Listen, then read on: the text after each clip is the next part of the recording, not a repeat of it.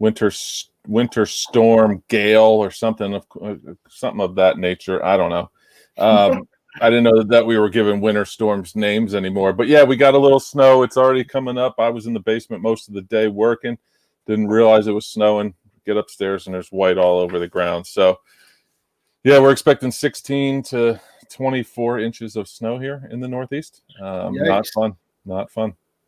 Well, I know you told me earlier, this is a surprise to me. You're born and raised in New Jersey and you don't like the cold? Hate it.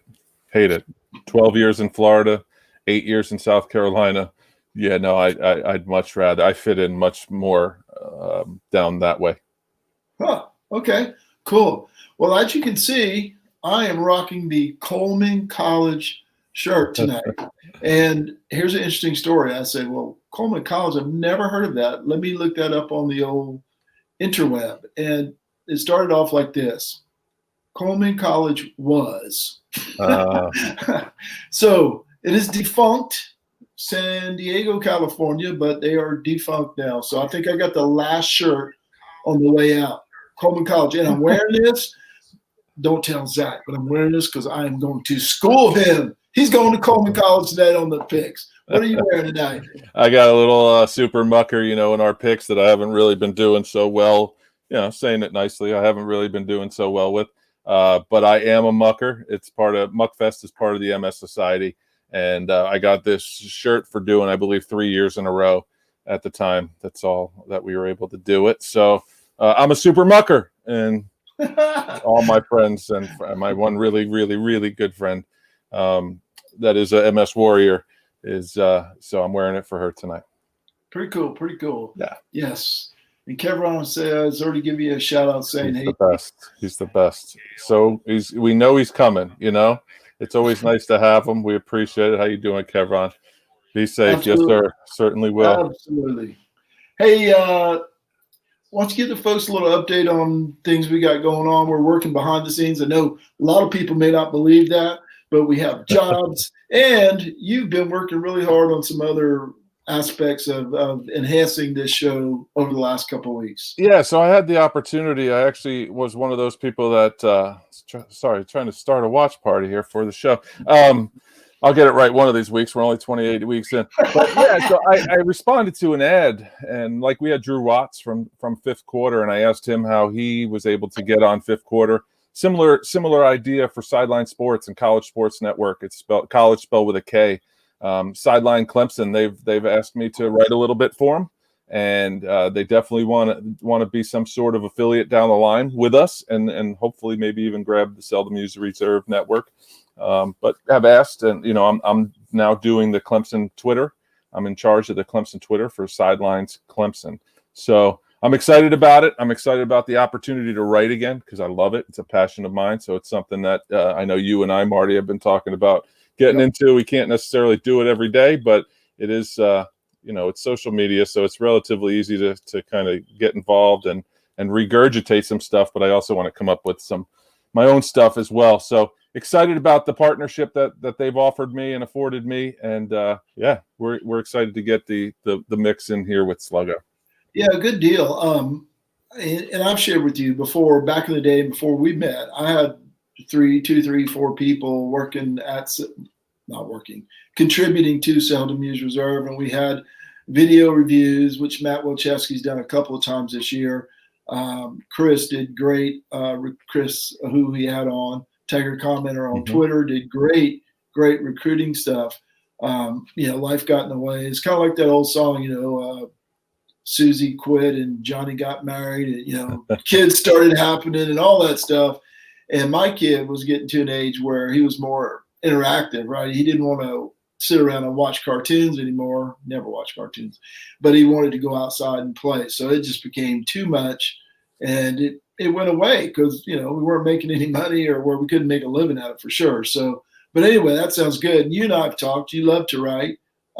It's a struggle for me. So throwing out highlights is kind of what I've stuck to. But hey, you never know what'll come of it. So congrats, and we'll see where that leads down the road. We got balls in the air for the show The one thing we have agreed on, though, is that we really, really enjoy doing this every Wednesday night. And we have a lot of fun. And we have plans to continue even after major college season, because I was scrolling through some stuff the other day, and I saw where the Citadel does have a spring schedule. So maybe there will be football in the spring for us to talk about. But there'll be Clemson basketball and college basketball and college baseball, which we both love. As I was saying to you the other day, it's so nice to have somebody else that's passionate about college baseball, that, you know, we can talk about college baseball, because it's kind of an afterthought to most football fans in reality. Absolutely. And I think I've surprised and shocked some people that when I say that I absolutely love Clemson football, right? I absolutely love Clemson football. I like Clemson baseball more. I don't know why. I loved going to it as a student. When I lived down in Greenville, I would go as often as I could, usually going to a Tuesday night game, and then the weekend I'll at least go to two. I would travel to Miami, to Charlotte, to Jacksonville. I went all over the place, made some really good friends with some former players. I love college baseball, man. It's real, it's raw, it's fun, it's fantastic. It's most of those guys aren't going pro, so it's a lot of fun to see the real amateur baseball and that ping of the bat. I'm sorry, I love Major League Baseball too, but there's something sweet about that ping of the bat from a college kid, man. Love it. Hey, tell the folks at Sideline they've got one follow there. We appreciate it. So it worked out. Hey, yeah, I love college baseball too. I was a baseball player in high school. One of my best friends in the world played for the University of South Carolina. He was All-American there and made it to the majors. Had a couple of cups of coffee, and actually has won one game in the majors as a pitcher. One of my other friends, speaking Nelson, giving us a shout out there, or played at Coastal. I think he appeared in 2 games, and a future major leaguer came along, and he never saw the field again, but he still lettered at Coastal Carolina. So pretty cool there. I really, really love college baseball. We've spoken over the last few days about it, and I've had some interaction with Monty Lee. Not a greater guy in the world. Talked to him on Twitter about some stuff. Really, really good guy. So I love college baseball too. So it should be a lot of fun. Yeah, and thanks, Steve Nixon, for checking in. We appreciate you. You know, I'm not an FCC guy. Him and I worked together years ago, and we definitely battled a little bit on the phone and whatnot about college football. So sorry, Steve. You know where my loyalty lies. But yes, and to answer Nelson Wilhite, we absolutely will talk college softball. I'm not into it as much as I should be yet. I did follow Clemson softball last year, and they're exciting. So got a couple of girls that are followers on the Sidelines page. So I'm excited to dive deep into that. Cool. There was kind of a magical run last year. I was even following a little bit of it. And I think the game has changed and improved over the last several years. It's not, every game was 1-0 for about 10 years, right? It's kind of like soccer. But anyway, we'll follow it all, and we're going to continue. It's not going to end with college football season. I don't know how Sluggo could work with baseball, but not sure how to work with basketball. But we'll figure it out. We'll figure it out. Who knows? May change the name. Who knows? What's up? Hey, Casey, early signing day. Now, I had a busy day. You had a busy day. We talked about this. I was all over the city for the first time since March, a couple cities, as a matter of fact. I was getting my car serviced, and the guy said something. I said, yeah, well, I think I've driven 200 miles since March, so I've had to come in, right, to get it serviced. Today was the day because headlight out and all that stuff. But anyway, so I had a busy day, couldn't pay much attention to the signing day stuff. And Nelson kept me up to date. Thank you, Nelson, as you always do. Appreciate that. But I did notice here at the end of the day, Alabama and Ohio State are far and away in the lead. Now, I'm using the rivals data. I realize you may use something else. We haven't had a chance to talk before for the show, but Alabama had 23 commits and Ohio State had 21. They kind of separated themselves from 3, 4, and 5.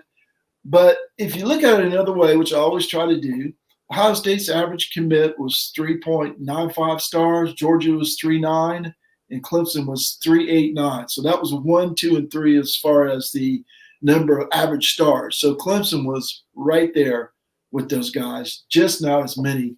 Everybody above Clemson, I think Clemson was 5th in the points. Everybody above them had at least 2 more commits, which kind of explains why they were 5th.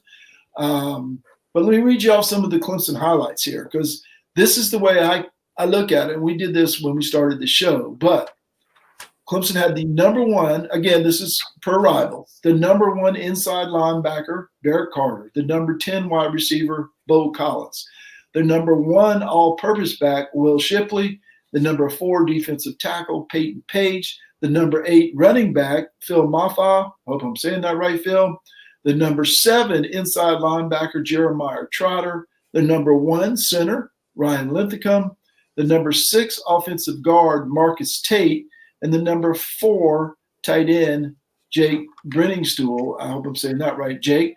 So that's half of the Clemson class of 18. That's 9 of them. And they're all at least in the top 10, most in the top 8 of their position group. Not a bad haul.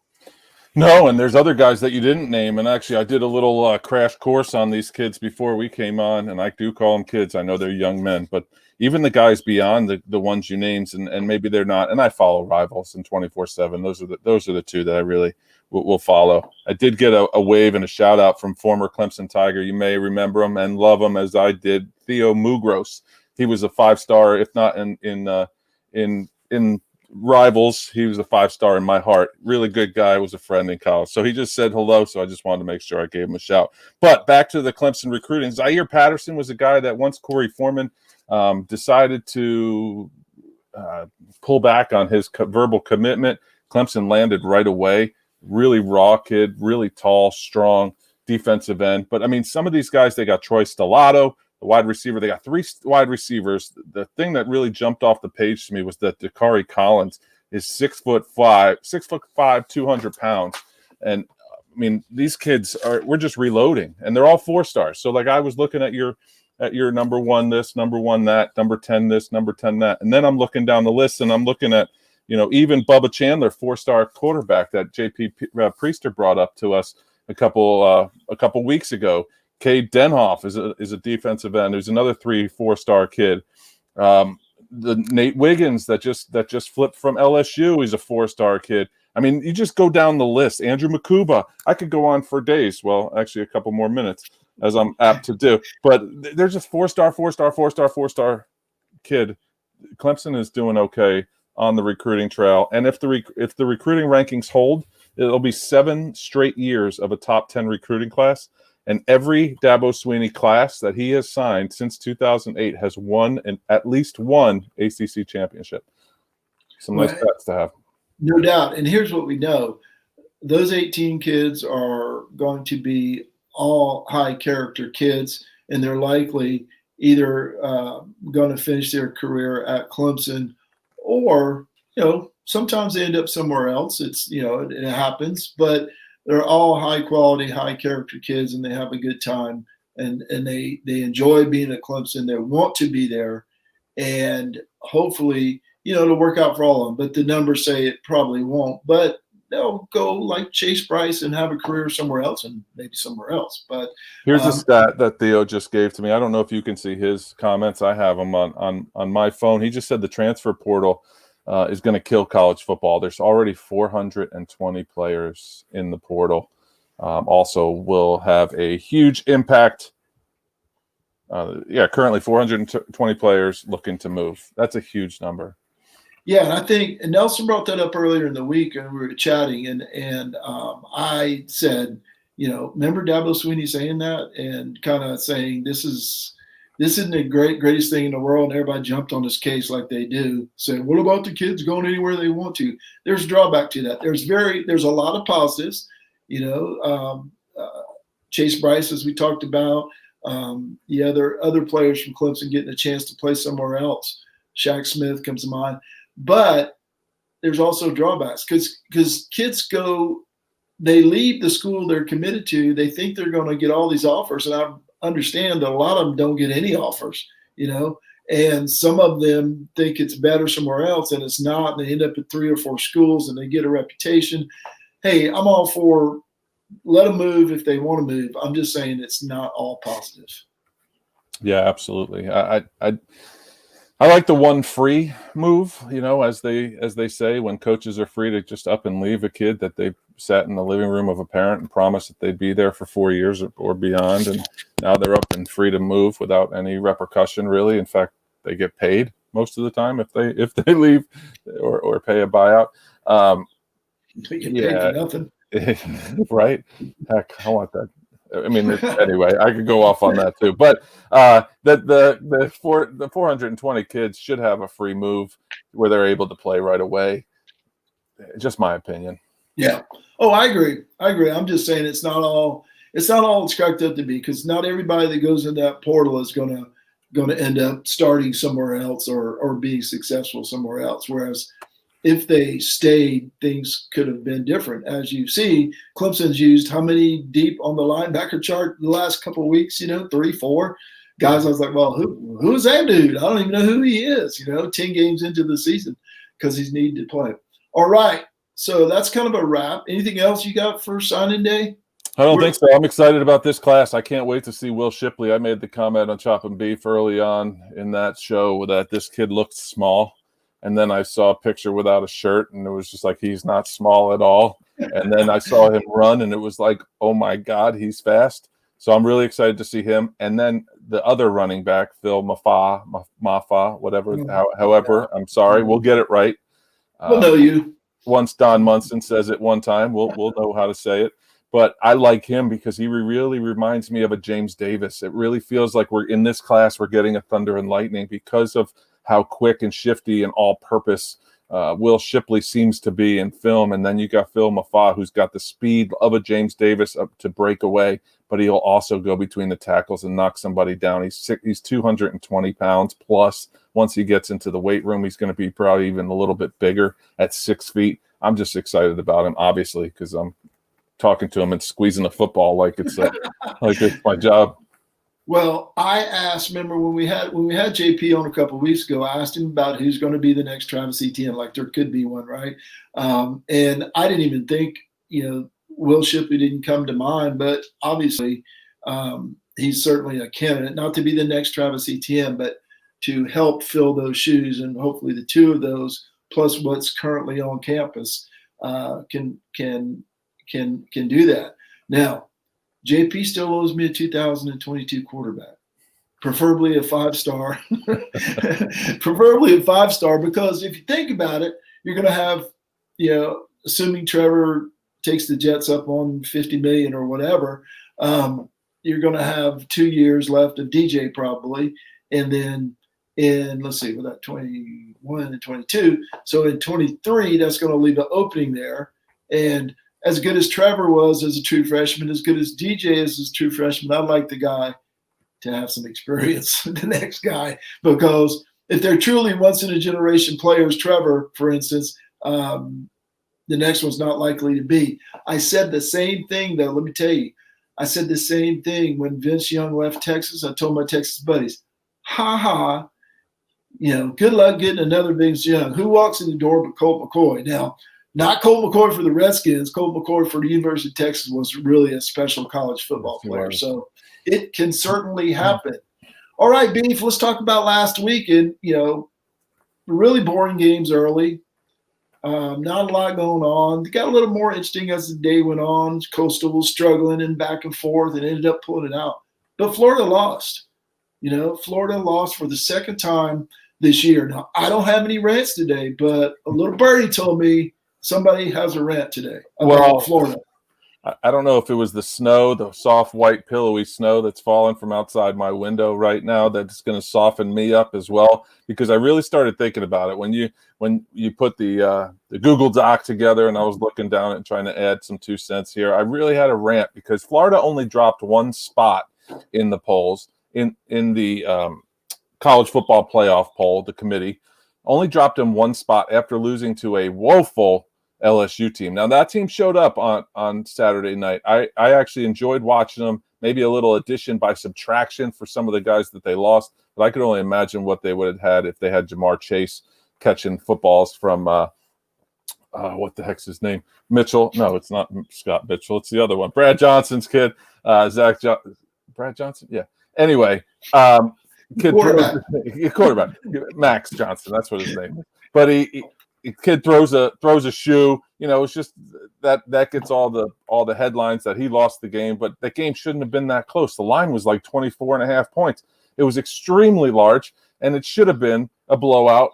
Like I think Dan Mullen made a mistake by sitting Kyle Pitts. I think he figured, we're going to blow this team out without our best player. We'll just keep him out, maybe rest some bumps and bruises.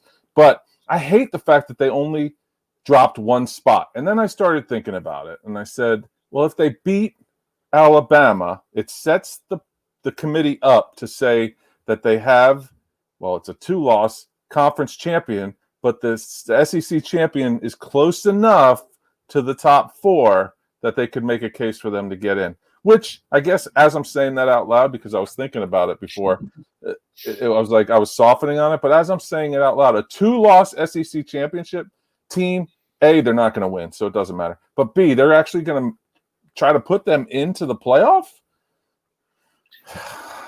I hate it, man. I hate this ranking crap. I do too. I don't have a rant about this, but I don't understand why they just don't rank the teams as they should be ranked and not worry about how many SEC teams get in there. I know why it is, but I'm just saying, how many SEC teams are in there, or what happens if this happens and that happens. We want this team closed. We want to make sure Cincinnati doesn't get in. Bull, just rank them the way they should be ranked. If you see Florida as the 6th best team, okay, but. And my point would be, and I didn't even look at this, so I don't know if this is a true fact or not, but my point would be, who would you rank over Florida, right? Are you just ranking other teams ahead of them because Florida lost, or you rank, there's got, you know what I'm saying? I do. You have to look at the teams that are right behind them, and are they better? I would argue that Cincinnati might be, but it's not as clear cut for me. And I know we have some folks that go crazy when we try and say anything, whether it's here or in the Facebook group, about, well, maybe the group of 5 teams shouldn't really be ranked that high, and they go crazy. Coastal Carolina's 10-0 in the top 10, but really, are they one of the top 10 teams in the country when you look at it? Are they going to beat Ohio State or Clemson or Alabama or any of those teams? Sorry, Nelson. Love Coastal Carolina, just not sure they should be, considered for a playoff. Them or Cincinnati, for that matter. And Theo is my audience member of the night here, but he said I love the 14 playoff, and it's so true. Because once you get to 8, I think 4 is where it needs to be. Everyone's talking about expansion. There does, although, seem to be no place for a group of 5 team. I think it was pretty obvious when they ranked Cincinnati at 9 this week. So even if they were to expand, you're still not making it as a group of 5, which is sad. You have a 2-loss team ahead of them. I just don't. I don't like that. That visual, I guess. So, and Georgia's still in the top 10. Yeah, no doubt. But I think 4 is definitely the place where it needs to be. This year with that enigma, we made the joke way back when 3-0 Ohio State in the playoff. I bring it up every week because it's coming to fruition with 6-0 Ohio State over some teams that have played 10, 11 games. So it's going to be fun, man. It's going to be fun still. I had that conversation with Parker, my 14-year-old son, for those who don't know, about how many teams is the right number in the playoff.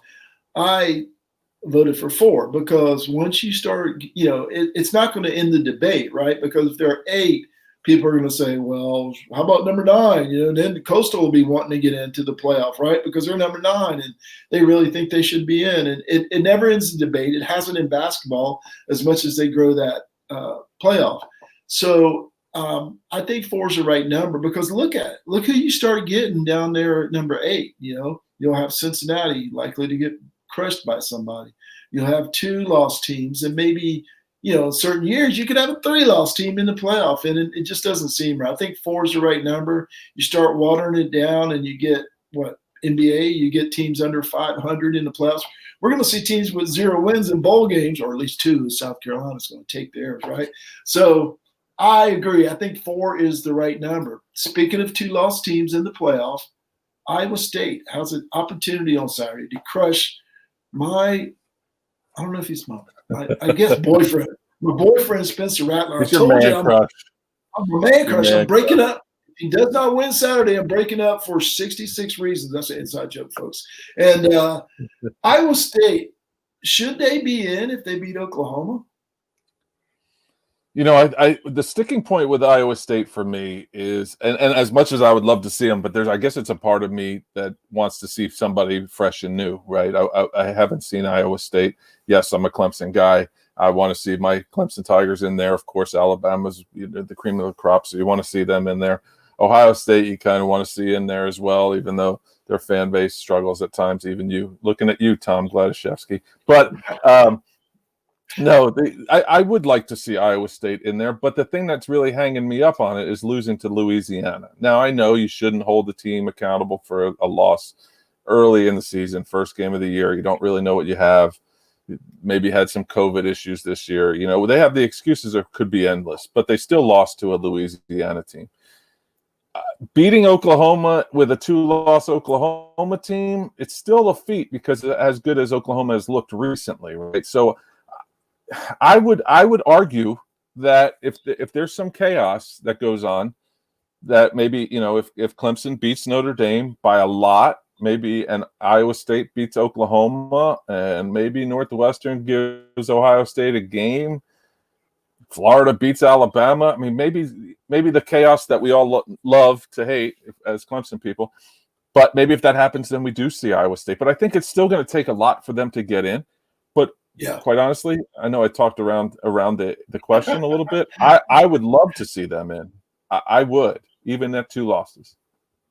I don't know where they fit, though.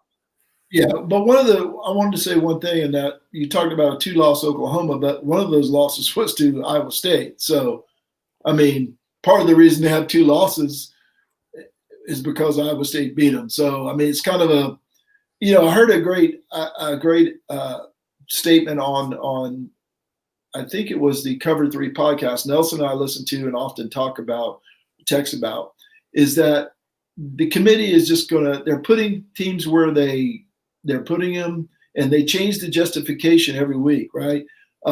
We haven't seen Cincinnati in a couple of weeks, so we're going to drop them down. Meanwhile, Ohio State's played 1 game since November 21st, and they're still in the top 4. You know, they make it up as they go. They put them where they want to, and they're going to continue to do that.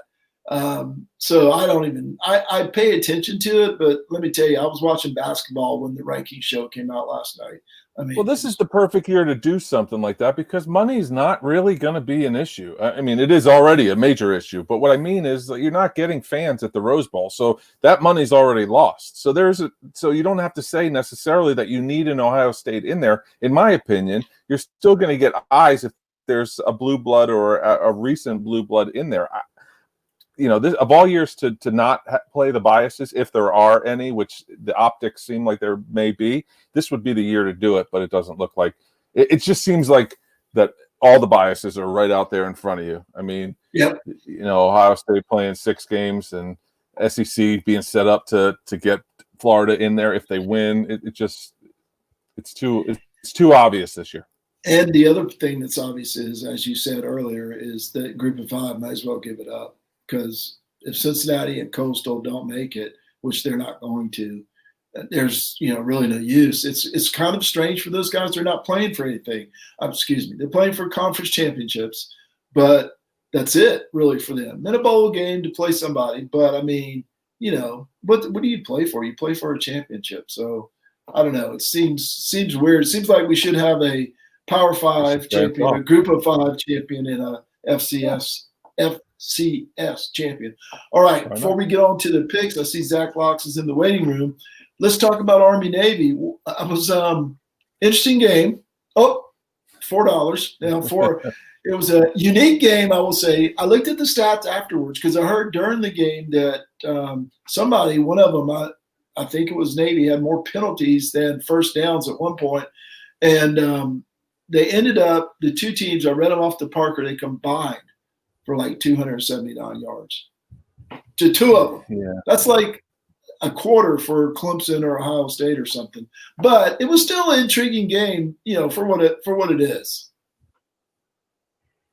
Yeah, absolutely. It's great. It's great. The commercials are great. You know, you almost need a tissue every time that you're playing. Just the great stories that are back behind it. I mean, it's America. It is America. It's great. I watch it every year. I have family that went to Army. Heck, the soccer field I believe is named after one of my cousins. So I was locked into Army. I have great friends that went to Navy and used to watch at Clemson. They transferred to Clemson, so I would watch with him and them. So, you know, I just love the game. I love when it's standalone. That last week of December, or that first full weekend of December is when it usually is, and it stands alone. Usually leads into the Heisman. This year it was kind of watered down with the other games, but I still watched 15-0. It was like a blowout in baseball, man. But I still watched it. I still loved it. I think if it was, you know, the Citadel versus Coastal Carolina and it was 15-0, I probably turned it off. I didn't turn it off.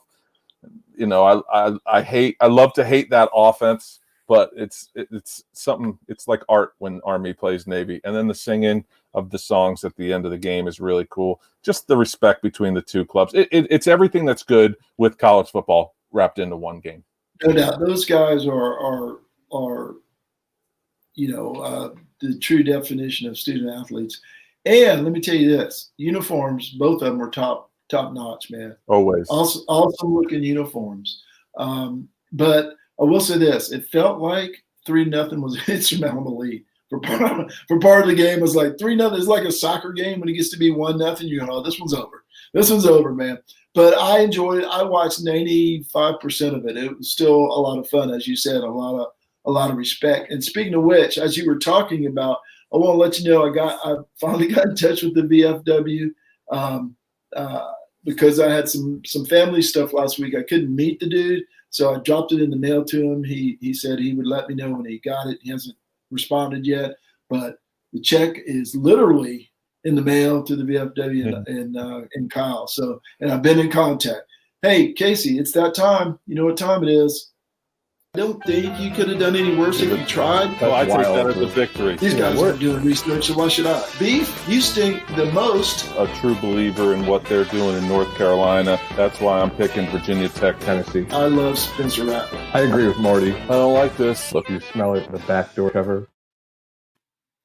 There he is, Zach Locks Parker, and I'm only going to love Spencer Rattler if he wins this week. Well, I'm breaking up with him if he doesn't. How's it going, Zach? Good. How are you guys? Doing good. Good. Big week here, man. Championship week. Let's do this, man. I'm excited. It is championship week, and I told Beef I was all talking crap, saying I got the Coleman College shirt on because I'm going to school you today in these picks. But irrational confidence, but confidence nonetheless. Hey, Casey's not out of this, Zach. We got a 5-game lead on Casey, but he could theoretically. Let me see if I got the standings. Was I smart enough to put him up here, or smart enough not to put him up here is probably the better thing to do. I don't see him, so maybe I didn't do that. Anyway, you and I are 36-37 on the season. 36-37-2. Oh, there they are. Solid. 36-37-2. The Beef is 31-42-2. So with 5 games on the schedule, he's not out of this thing. Nope. Now we both have to go 5-0, and he'd have to go. I mean, we'd both have to go 0-5. He'd have to go 5-0, and we'd have a 3-way tie. So we are going to let him into our tiebreaker world today. Okay. He probably wasn't paying attention when we said what it was, so he'll have to make it up. But here we go. It is championship week, and here we go. First game up. Let me get my boy. What a producer I am, man. Who are we picking? We're picking the English Soccer Serie A. I don't even know the team, so I can't even fake it. Yes, obviously I am too. All right, first game. I might have a better chance. Yeah. Northwestern versus Ohio State. 20.5 points. Northwestern is getting 20.5 points from Ohio State. As always, the person who needs the most help goes first. Casey the Beef Cregan, who you got? I'm going with Northwest because Ohio State needs bonus points by winning a lot. And so that's why I'm clearly going with the opposite of what's going to happen, just because. And I'm going with Northwestern. All right. I think the storm is hitting you because you're cutting in and out there, but I heard Northwestern, so I'm assuming. No. There you are. I hear you. Okay. And I'm using the same logic, but I'm taking the logical team. I think Ohio State is going to want to win by 150. We talked a couple of weeks ago, I think, about the dumb Big Ten championship games. I think it's going to be another 52-7, 52-10, something like that. So I'm taking Ohio State. Zach Locks, who you got? Yeah, it's going to be a blowout, guys. I think it's just going to be a not much of a challenge, even by halftime. Unfortunately, for Northwestern, they don't move the ball near as quick as Ohio State does, and Ohio State knows they're going to have to get up and down the field and really try to impress some people to be truly considered to be in this final top four. So, mark me down for Ohio State on this one as well, guys. Ooh. All right. So far so good, Zach. We're on pace here to end up with the tie. Oklahoma is giving Iowa State 5.5. Now Iowa State beat Oklahoma the first go round. Locks, you're up first. Who you got? They did beat them the first time. It's a rematch. It was only in October though, and I think Oklahoma is a different team then. I think we can all agree with that. They've gotten on quite a roll since then. What would they be without those 2 losses, like we've said before?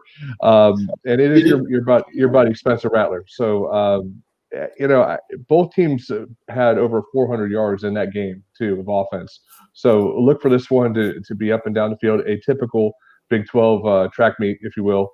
I think Oklahoma will win, but I think I'm going to stick with Iowa State actually for the pick on this one. I think it's going to be closer than everyone thinks here. Whoa, Iowa State! I'd already typed in. Surprise. I'd already typed in Oklahoma because of your narrative. But all right, Beef, Oklahoma, Iowa State. I'm going to go with Oklahoma. Am I out? I'm breaking up again. Kind of around. Yeah, we got it. We got Oklahoma for the Beef. And I had the exact same narrative as Locks did, but I came out with a different answer. So we are diverging on this one, Locks. This could be the difference maker. And if Spencer Rattler costs me this championship, I am breaking up with him. It will be official, but I'm going with Oklahoma. Oh man, I got to go first on the next one. Louisiana is getting 3.5 points at Coastal Carolina. The game's actually in Myrtle Beach. I'm sure we'll see Nelson with the big wig on and everything on the sidelines. Went back and forth in this one. At first I thought maybe Louisiana might win, but I've been saying Coastal's going to lose for a month now, and they haven't. They found ways to win. I think they're still going to find a way to win this game, but I'm gonna hang with Billy's boys and the hook. Close game, probably a 3-pointer. I'm going to take Louisiana and the 3 points, but Coastal to win. And that would mean Locks, you're up next. Opposite again. I'm going Coastal here. Coastal.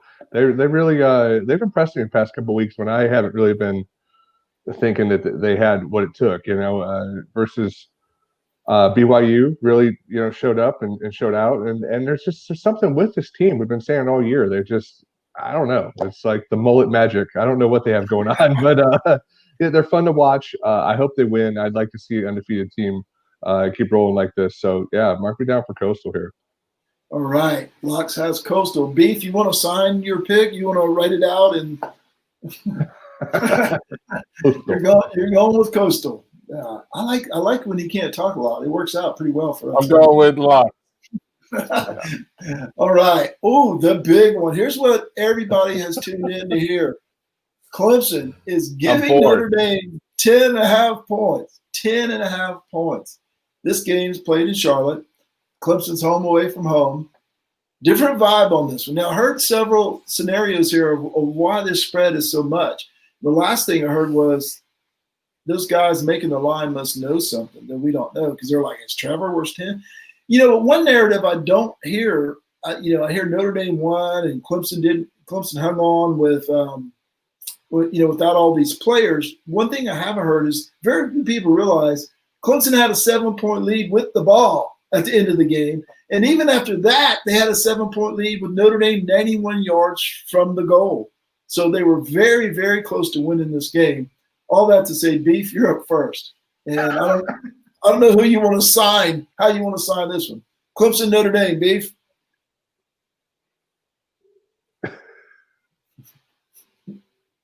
It's just not there. I'm going to go with Clemson. All right. Woo, Beef. Okay. Now, let me check it out. I'm up next. Okay. 10.5 points. I think Clemson wins this game.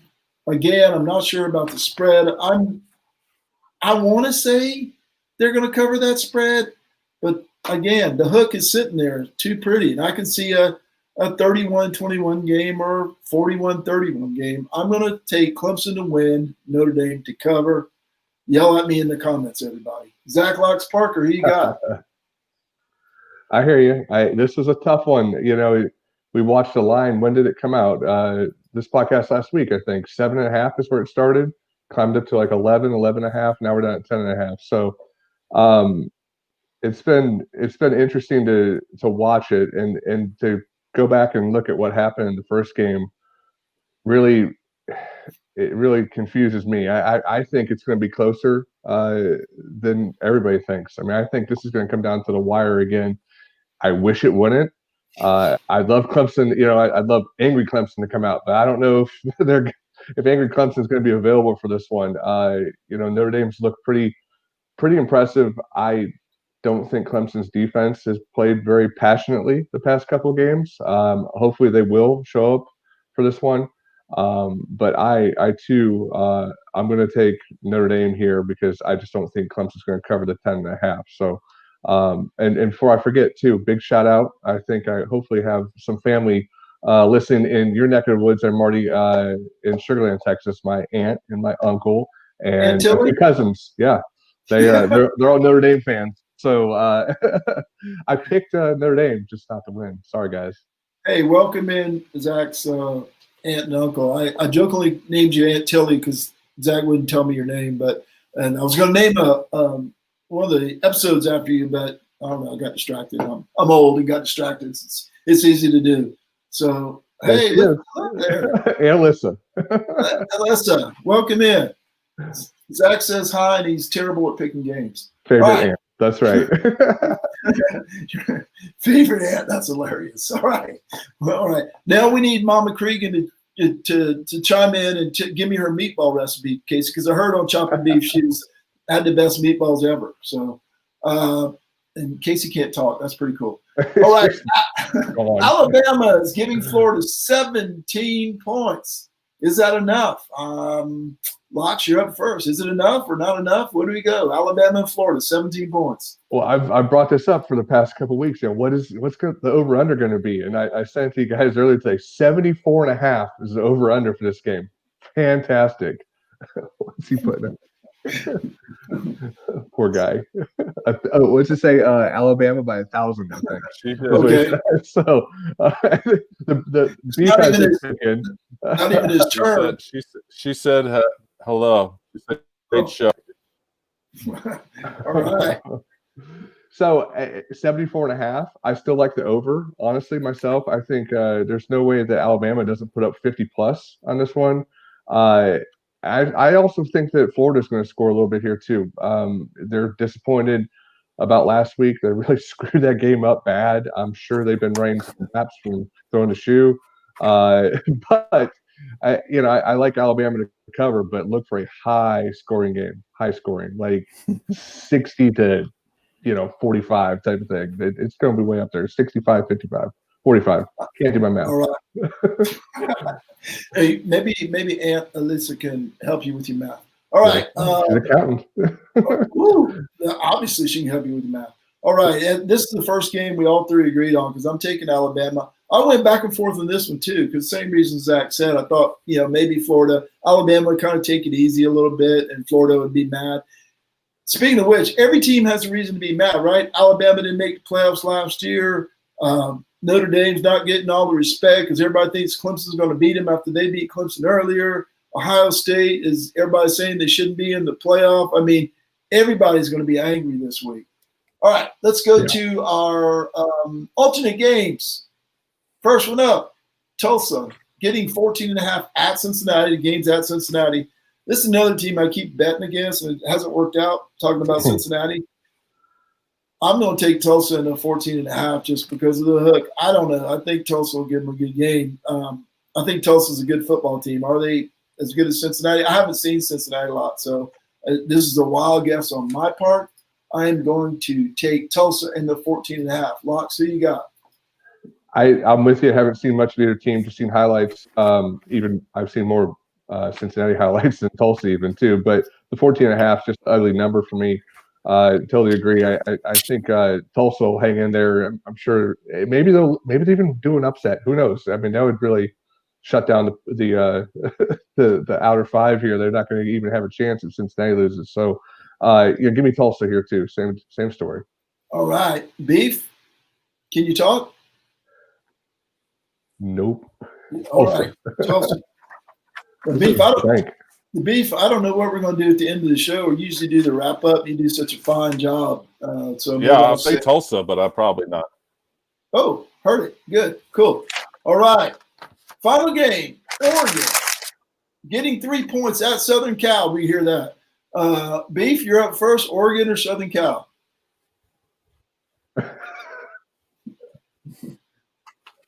Oh, Oregon. Oregon. All right. Oregon. It only works when he says the name of the team. That's kind of weird. I'm also going to go with Oregon here. I don't know. Southern Cal hasn't impressed me in the least bit, but they're undefeated. So, who knows? It really doesn't matter. It's the 7th game on the list. So I know you wanted to count these games last week, Zach, but they only count if somebody else gets canceled. In this case, 2 games have to get canceled. Who you got? I got USC. I'm taking USC, riding with them still. But like you said, I doubt it. We'll get to it. It has to be some major COVID situations to cancel a couple games in front. But I just USC just as a better team, and Oregon shouldn't have been there to start with. It was Washington's game to play, so I'm going to ride with them. And being Wednesday night, hopefully we don't get any cancellations after Wednesday night. Okay, we talked about a tiebreaker. I know we got some different picks here, but theoretically it could still be a tie. So we're going to go, Casey, you might want to pay attention. We're going to go with the total points, right? Clemson, Notre Dame, 2 teams, combined points. Beef, you're up first. You had Clemson winning by 1 million, so it's got to be at least 1,050,000. Hell of a mime. 5? 4. 54? Man, I knew I should have. 54. I should have paid attention when poor guy. When Parker was taking sign language. I should have been paying attention because I didn't know I was going to need it today. All right, I'm going to go higher than 54. I think that was right around where I was going to go though. So Beef took 54 from me. 54. He said that 2 minutes ago. Yep. Let's see. Beef said 54. So I'm going to go, let's see, 58. I'll go 58. Zach Locks Parker, what you got? So to qualify, is this like the Price is Right? Closest without going over? Yeah, I thought about that. Not the Price is Right. I thought about which way we're going to go, and I think we should just total. How about that? Just total. Because we'll be here all day figuring this out. Total yards. We'll be down to total yards or first downs or something. Give me 66. We're hitting the over on this one, boys. All right. He goes high. Beef goes low. I'm in the middle. So, okay, let's review these picks. Now, remember, Zach and I are in a dead heat here for the coveted National Sluggo Championship. Winner, the other 2 losers have to donate to their charity of choice, which we have listed. Okay. Casey the Beef Cregan quietly took Northwestern, Oklahoma, Coastal Carolina, Clemson, Alabama, Tulsa, Oregon, and 54 points. Now, how often do you hear somebody say Casey quietly did whatever? Not very often. Not very often. For everything. I took Ohio State, Oklahoma, Louisiana, Notre Dame, Alabama, Tulsa, and Oregon. I'm really scared because a lot of those are the same as Casey's. And Zach Locks Park. Oh, I took 58 points. Zach Locks Parker took Ohio State, Iowa State, Coastal Carolina, Notre Dame, Alabama, Tulsa, Southern California. Fellas, if this is our last week of, now I've got to get the rundown here. If this is our last week of doing these picks, it's been a lot of fun. We haven't talked about whether we're going to continue into the bowl season, all 4 games, and playoffs. But since we're talking about championship week, I think this is it. But it's been a lot of fun for me. I've really, really enjoyed it. Absolutely. Yeah, lot of fun. Let me get the exit pulled up here for it so I can. There it is. All right, Casey can't talk. I know everybody's happy about that, especially me. But we're going to close it out. I wanted to thank Zach Locks Parker for joining us and your entire extended family, apparently. Yep, they're around. It's great. Thanks. And Elisa, is it Elisa? I don't know how you say it. Alyssa. I'm sorry, yep. Alyssa. Sorry about that. And Alyssa and the fam. Casey, Mama Cregan and the Meatballs. We also want to thank Nelson Wilhite, Tom Gladaszewski. Is that how you say that name? Aaron Kahn, Sean Flood, Brian Hutto, everyone over at Seldom Used Reserve. We get a lot of likes and thanks. Everyone at Sluggo Podcast. The Facebook group has been a great amount of fun for Casey and I. And the Chop and Beef. Now, Casey can't talk about the Chop and Beef. Zach, what's up tomorrow on the Chop and Beef? A multitude of topics. Most are off color. So be sure to, if the children are listening, to have earmuffs. Yes. We will be around, that's for sure. Totally different show than this one. And I wonder if Casey will be able to talk on that. Casey might be buried in snow. Yeah, that's true. And also, Casey put on the list here, the sidelines gig he's got for Clemson sidelines. Everyone who listens, likes, and shares. My friends here, Zach and Casey, thank you guys so much. We'll see you next week. Maybe no picks, but we're still going to talk. We'll be talking playoffs for real. Later. All right, see you. I think that sounds pretty good.